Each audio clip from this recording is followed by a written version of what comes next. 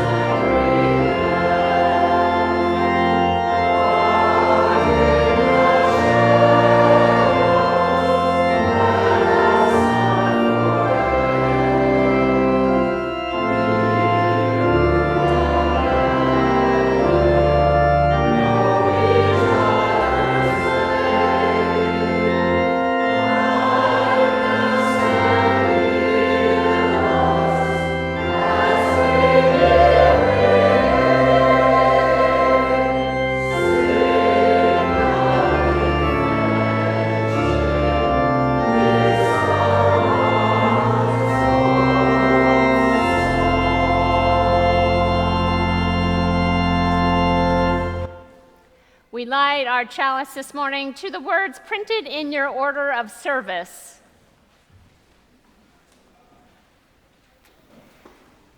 As together we say, we affirm that love is our greatest purpose. Accepting one another is the truest form of faithful living. The search for truth is our constant star. We pledge our hearts, our minds, our hands to challenge injustice with courage, to find hope in times of fear, and to live out our Unitarian Universalist values every day as a beloved community. Thus do we covenant with each other and with all that is sacred in life. I invite you to turn to one another with a friendly greeting.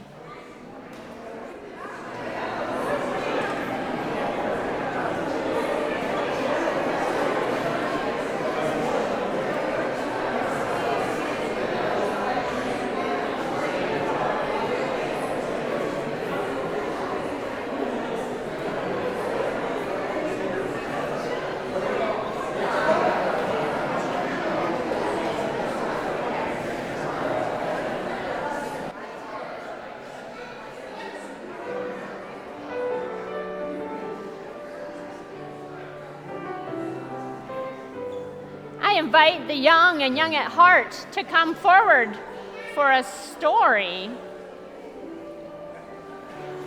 Pinky has a story or two to tell you. We have a young at heart up here and many youngs at heart. Hello, hello. This is the first time. Oh, I'm so glad to see you. You want to give me 5? Oh, awesome. Do you want to say hi too? Yeah. You know, first times remind me and Pinky of something. Pinky, have any of you met Pinky before? Raise your hand. Yeah, some of you have. Pinky and I have been talking about friendships lately because it's the time of year when we might make new friends by going to a new school or a new play group. And we've been thinking about friendships in different ways. Pinky told me a story about Pinky's friend Eunice. Eunice is a unicorn and thinks that unicorns make the best pets ever. And Pinky kind of agreed with that for a while. And then Pinky met a marvelous dog. And Pinky really thought dogs might be a better best pet ever. But Eunice was like, you know what? I believe that unicorns make the best pet, and if you want to be friends with me, you also have to believe that. Well, that kind of felt like this big, heavy stone for Pinky to have to carry around. I have to believe in what you believe in order to be your friend. So Pinky put that stone down. And then, when we looked in the Wonder Box, Pinky and I found some other kinds of friendships in here. Yes. So, another kind of friendship that Pinky has is with Frankie the Frog. Frankie the Frog had a lemonade stand and said, you know what? I will be your friend if you buy a cup of lemonade from me. So Pinky said, okay, I like lemonade. I'll have a cup of lemonade. And then the next day was Tuesday. I'll be your friend if you buy a cup of lemonade from me. Pinky was like, oh, okay. I'd like to be friends about something else, but okay. And then Wednesday came, and Pinky wasn't thirsty, and Pinky didn't actually have another quarter. So Pinky said, actually, I can't be your friend. And that friendship broke. Now, is this going to be easy to repair? No. Not really. It's hard. When someone wants you to do something like that and you say, no, Thank you. Now, there is a third kind of friendship Pinky and I talk about, and that is a friendship that is related to these other things in my wonder box. What are these? Rubber bands. Rubber bands, yes. Now, Pinky and I like to think of friendships as rubber bands because they can get bigger and bigger and bigger. And in fact, Pinky and I can both be in the same rubber band. And then if someone else comes along, we can make room, and all of us can be in the rubber band. Yes, exactly. Now, every now and then, Pinky and I don't always get along, and we might say hurtful things to each other. And that might break the relationship for a little bit. But you know what? What can we do? We can get a new one. We can get a new rubber band, or if Pinky and I want to keep this rubber band, what can we do? We could tape it. Or we can get a new one from the store or fix it. We could fix it, someone said. Yes, and We could just leave it like that. what am I doing here? What am I doing? Tying a knot. I'm tying a knot in it, or I'm trying to. You know what? Sometimes when we tie knots, we have to say, I'm sorry. And sometimes we have to say it multiple times. I'm sorry, I'm sorry, I'm sorry. I really didn't mean to say that hurtful thing, but I was hungry and I was angry and I was feeling lonely and sad. And so bad things came out of my mouth, and I'm sorry it hurt you. I'll try not to do it again. And now you see what? You see the knot on this rubber band? Yeah. And it still works. Pinky and I can still be friends, and there's still room for other people to join us. So as you go about your weeks, think about your friendships as rubber bands. Like they might break, but then you can tie a knot in it by saying, I'm sorry. I'm sorry I hurt your feelings. Let's try to make our friendship work. And let's even make room for other people to join our friendship. All right? Does that sound like a good thing to try? Yeah. Marvelous. We are going to sing you to your classes by singing hymn number 1008, When Our Heart is in a Holy Place.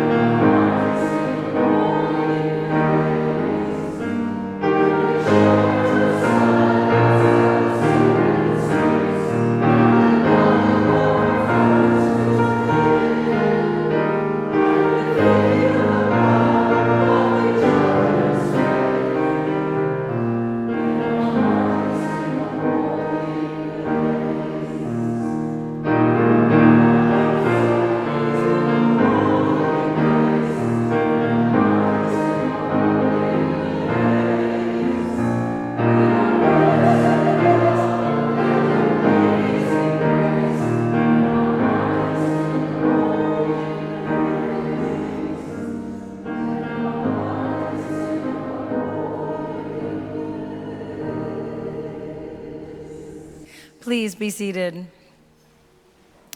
And I would like to call Carin forward.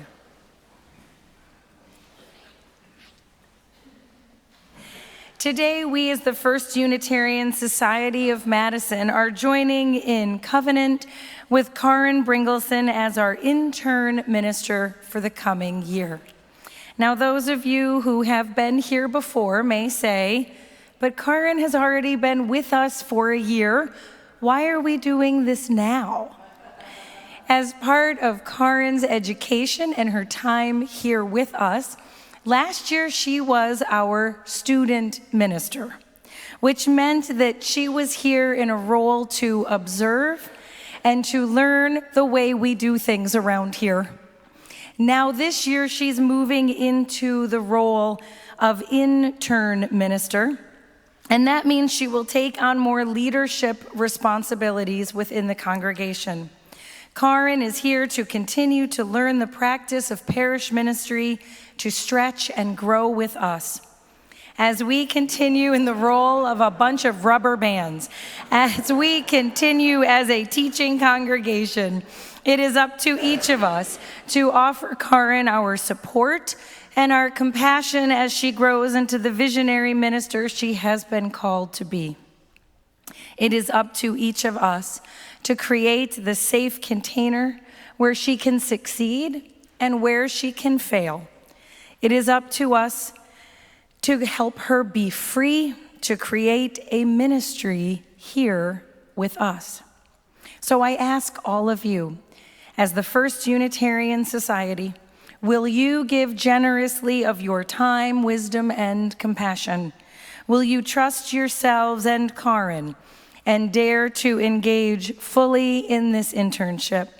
Will you keep your hearts and your minds open to the gifts that she brings to us? And if so, please answer with an enthusiastic, we will. We will. That was the most enthusiastic all weekend. So don't tell 4:30 and 9, but you win.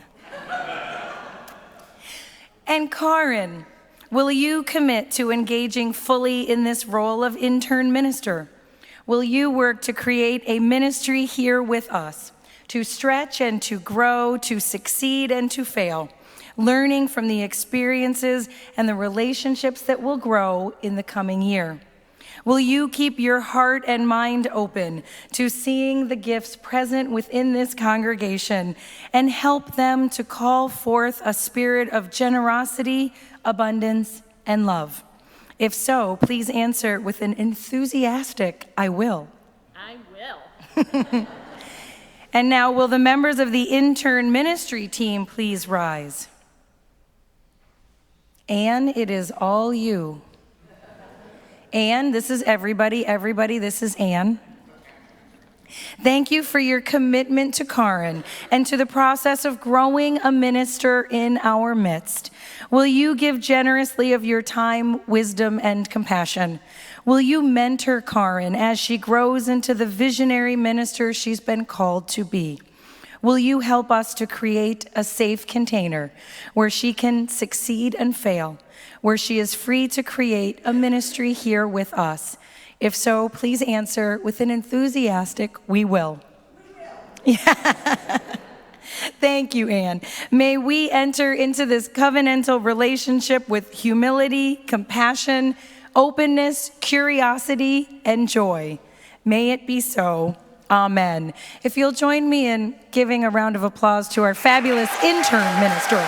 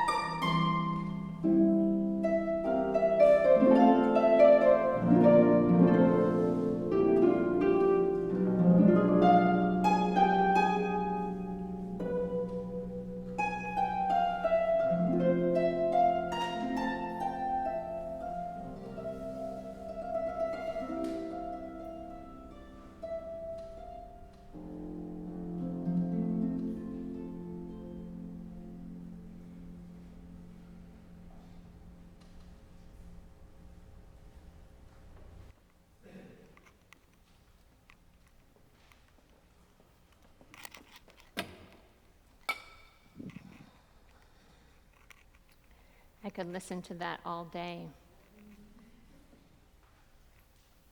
You know, so many things change when we say an enthusiastic, "I will," in public. Just today, we did that. Today marks a shift in our relationship. Entering into covenant can be powerful and meaningful.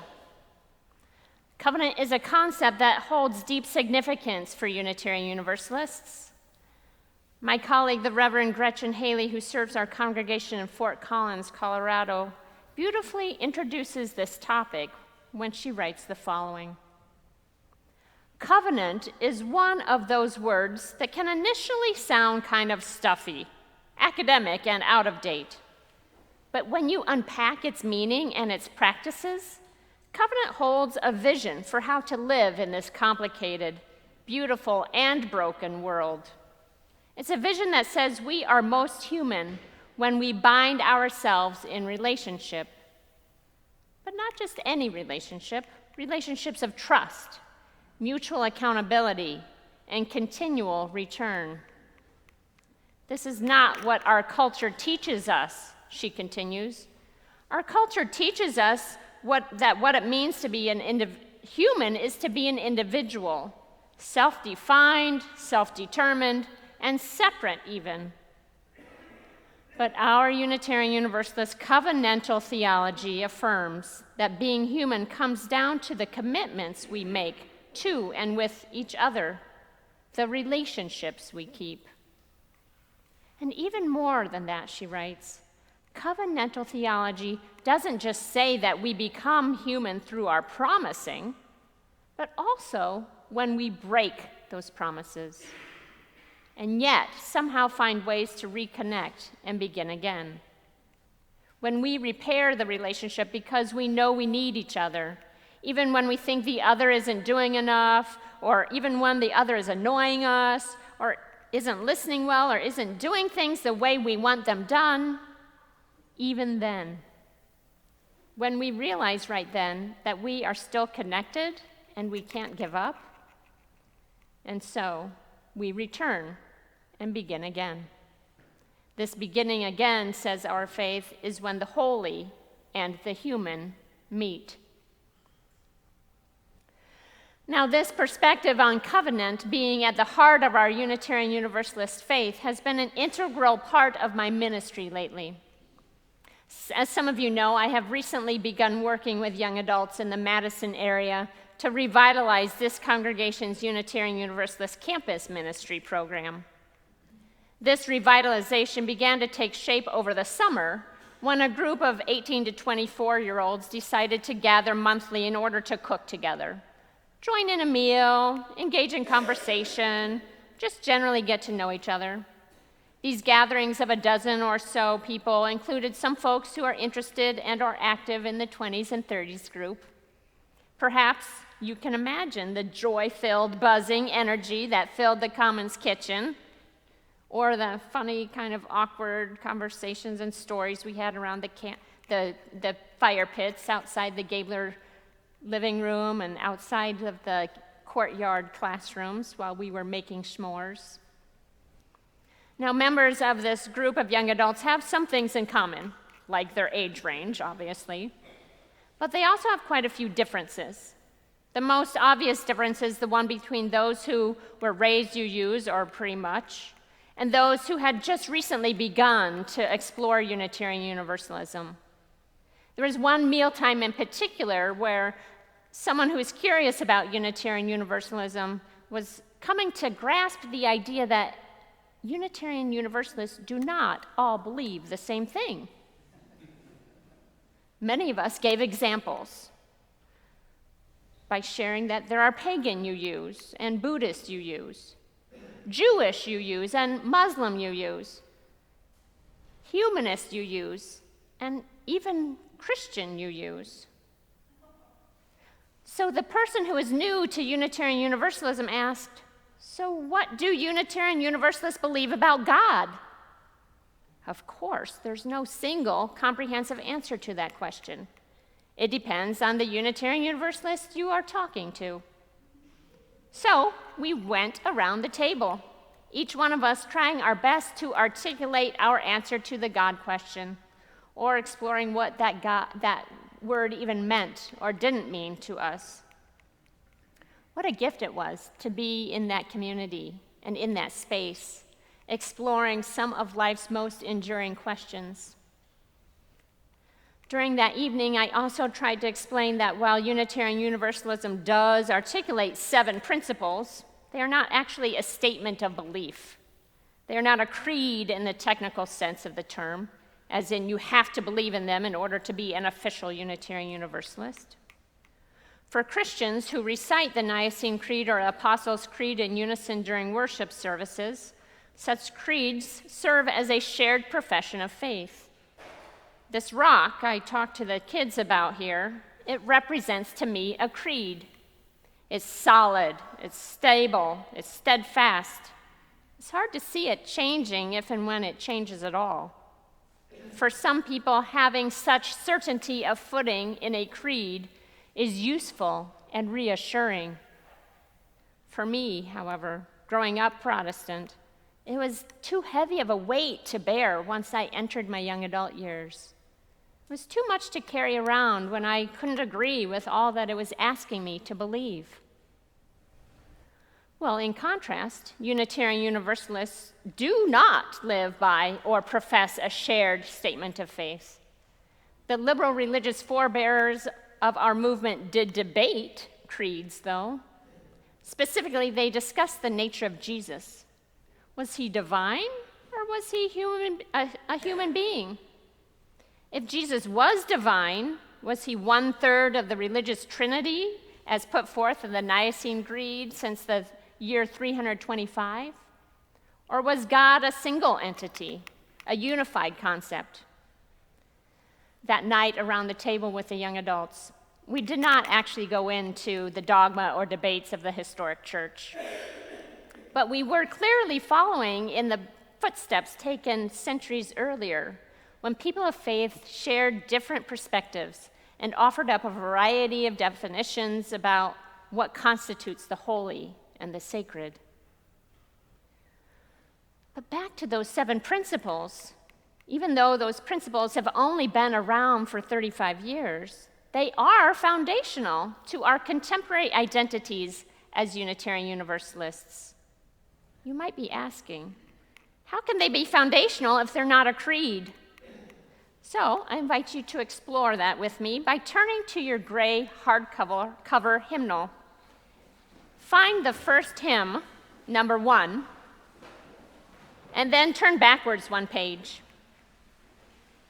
You will see the 7 principles listed there. They start with the inherent worth and dignity of every person. But the real reason I want you to turn to your hymnal is not to read the principles, but to look at the words that come before the 7 principles. We, the member congregations of our Unitarian Universalist Association, covenant to affirm and promote. Now that first phrase, we, the member congregations of the Unitarian Universalist Association, that simply means that First Unitarian Society is part of a larger body. We are part of an association of congregations that I sometimes call a denomination. When John Donne, a 17th century English metaphysical poet, wrote his No Man is an Island poem, he was underscoring the vital role that communities play in helping human beings thrive. Well, the same goes for congregations. They thrive by helping one another, by being in relationship. FUS is in relationship with over 1,000 entities that combined have a membership of over 150,000 people.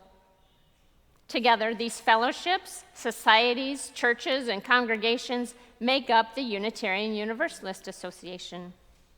We are one of many, and it turns out that we can thank covenant for that. Now, usually I explain covenant as a sacred promise, but going back to your hymnal, you will also notice the words covenant to affirm and promote. In this phrase, the word covenant is a verb. In this context, covenant is not static, but it's active. It's something that congregations do. I love this perspective of covenant as dynamic, moving, fluid, and changing. We promise to one another, we vow to one another that we will affirm and promote these 7 principles.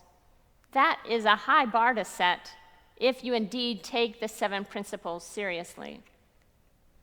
Now, go to the bottom of the page. There it says, grateful for the religious pluralism which enriches and ennobles our faith, we are inspired to deepen our understanding and expand our vision. And then it says, as free congregations, we enter into this covenant, promising to one another our mutual trust and support. Now here, in this context, the word covenant is a noun. Similar to creed, it is often something written down and or mutually agreed upon. The difference between the two is that while creed is a statement of what we are all to believe, a covenant is a statement of how we agree to treat each other within a relationship. It's less about the what of belief and more about the aspirational vision that focuses on the how of the relationship. The sacred promises are about the values we hold dear in how we interact with one another. In this case, our congregations promise our trust and support. Now, if a creed is symbolized by this rock, then covenant is symbolized by those rubber bands. Technically, rubber bands are nouns that bind many into one. On the front of your order of service, you'll see a quote from my colleague, the Reverend Diane Daugert, who serves our congregation in Iowa City area. She writes in part, one rainbow, many colors, one tapestry, many threads, one people, many beliefs. The fiber that binds the many into one is the fiber of covenant. Rubber bands are fibers that bind many into one, and they symbolize the fiber of covenant. But in addition to being nouns, though, rubber bands also have a verbness to them, a pliability, an agility, a flexibility. Rubber bands have the ability to stretch and grow and change shape and move.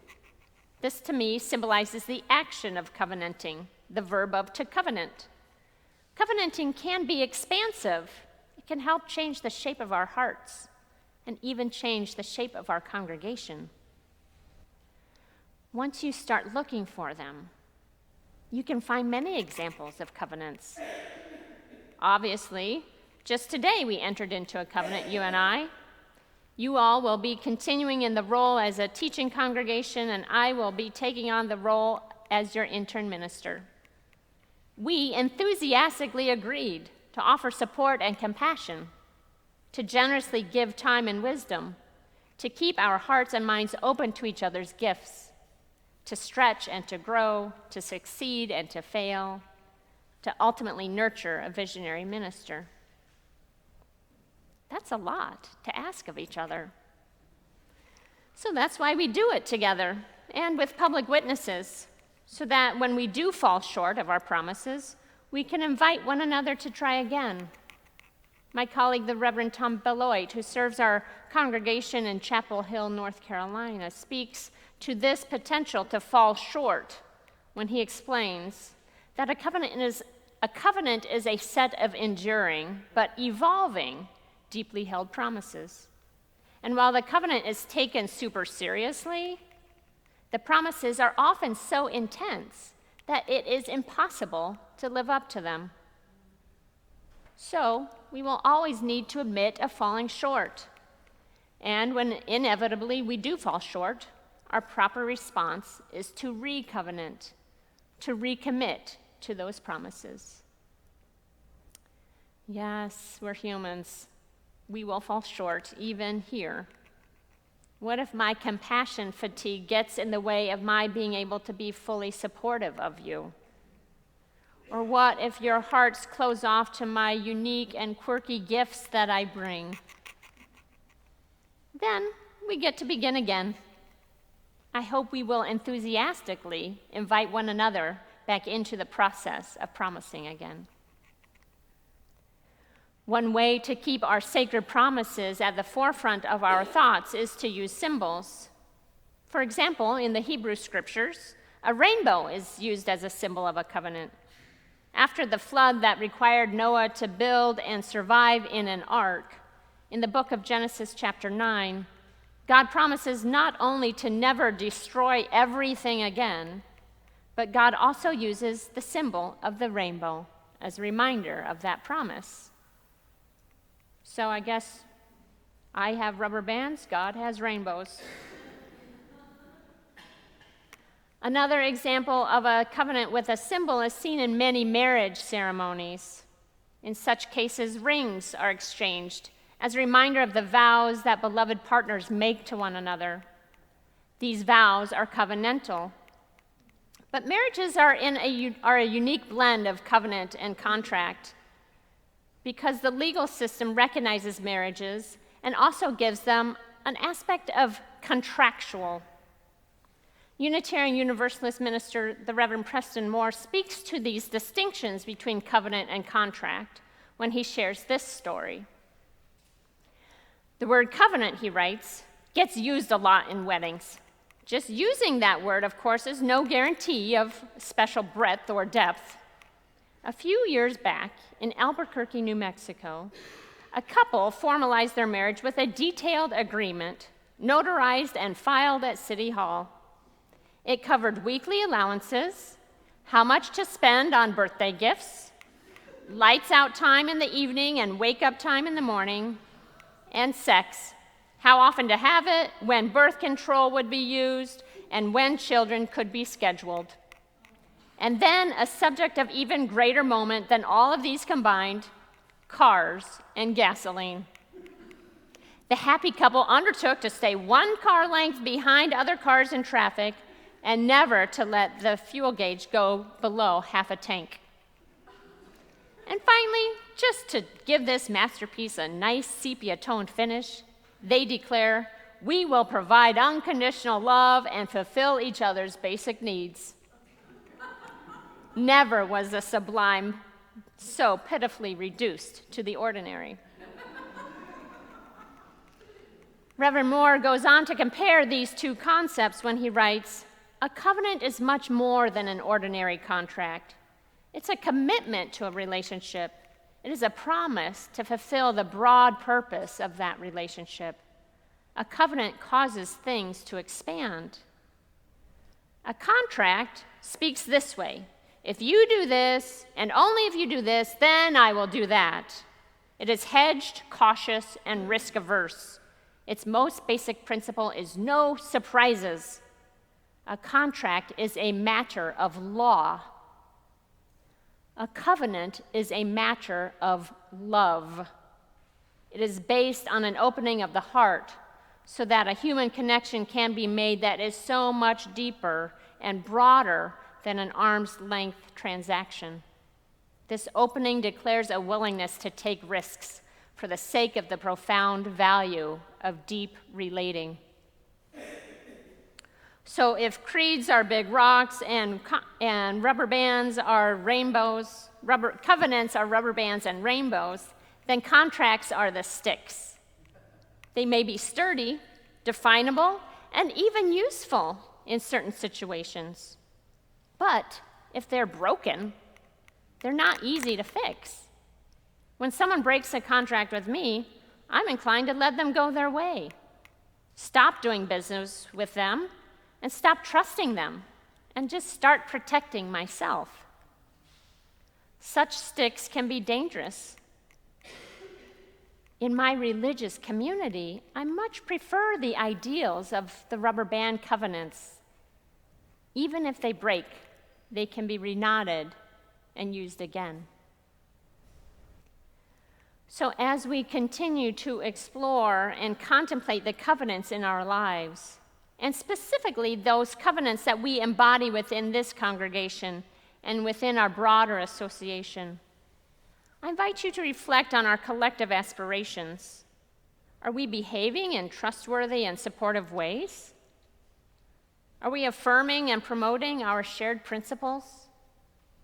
Are we living up to our intense promises? And when we are not, can we find ways to recommit to our aspirational visions of being in relationship. I cannot say for certain what the future of the UU Campus Ministry program will be, or even what my coming year at FUS holds. But I do know that together we will base our time on promises that, when broken, leave room for people to recommit to those sacred promises, and in doing so, come back into beloved community that we create together. Blessed be and amen.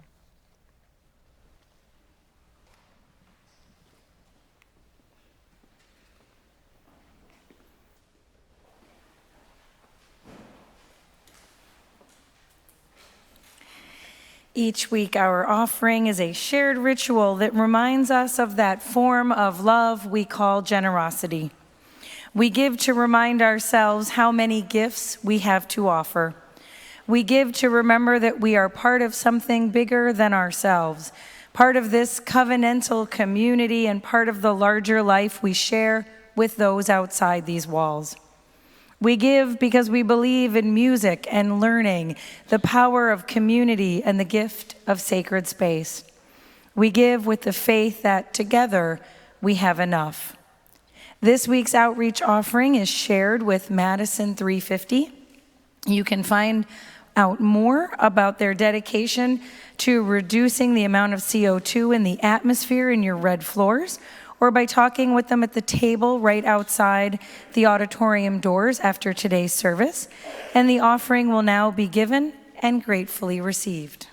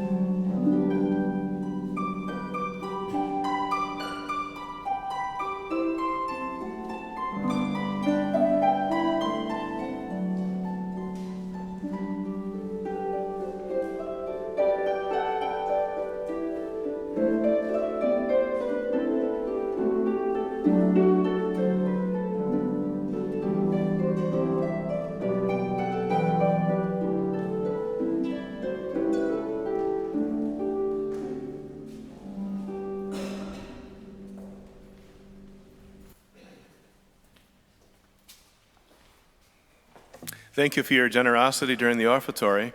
It's very fitting that the organization we're supporting with the offertory, Madison 350, has as its primary purpose to improve the environment, something very compatible with a lot of things we do here at FUS, including our partnership and our support of the Climate Strike gathering, which is going to be held this Friday, 10:30 in the morning, at First United Methodist Church on Wisconsin Avenue, right downtown.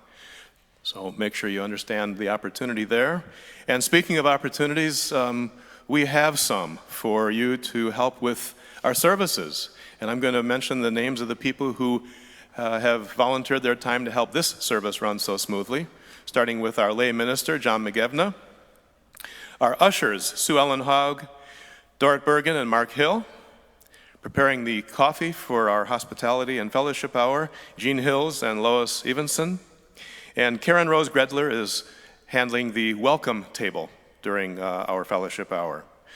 Wanted to mention these people because we can always use more help in running these services. And just think, if you volunteer to help, your name also will be mentioned from this microphone in all its glory, and people will think about including you in their estate plans. Speaking of including us, on Friday last week, we had a wonderful event, our Welcome Back Opportunity Fair.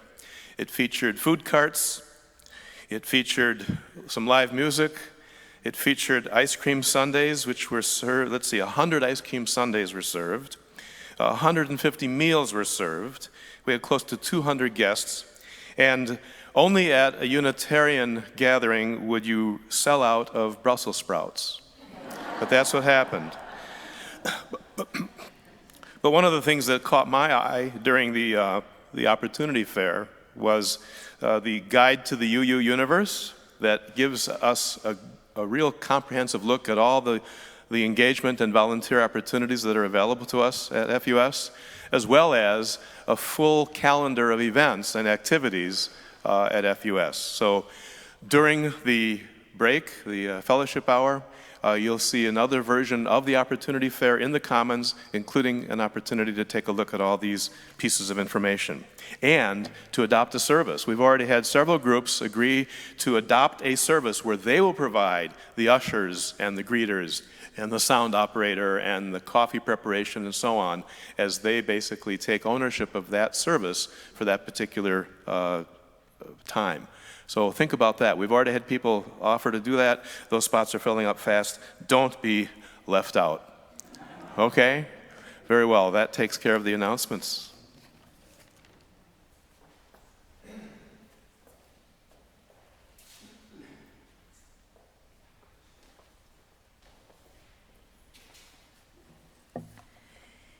And may we take a moment now to pause in the stillness, to quiet ourselves so we can feel what stirs within. Each breath we take draws us closer to the pulse of life, and with each exhalation we make room for something new. May we find in this gathering the comfort of those who care. May we each in our own silence call into our minds and our hearts all those in our own circles who need our love and support.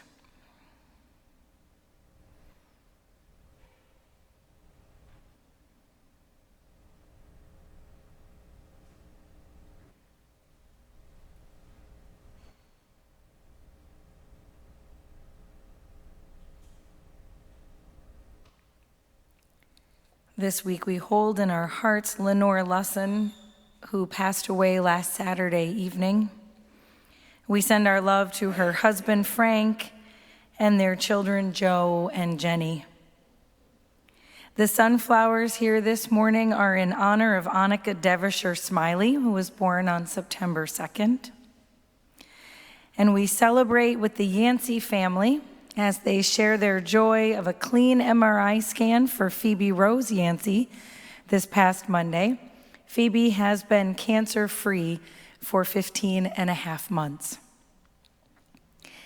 May our gestures of compassion and generosity seed possibility. May we travel humbly and kindly with one another and with ourselves. And when challenges come, may the rhythm of our breath steady us and bring us back to a place of gratitude. May we be ever grateful for the miracle of life that we share, the hope that gives us the power to care, to remember, and to love. Blessed be, and amen. And if you will rise now in all the ways we do, our closing hymn is number 318.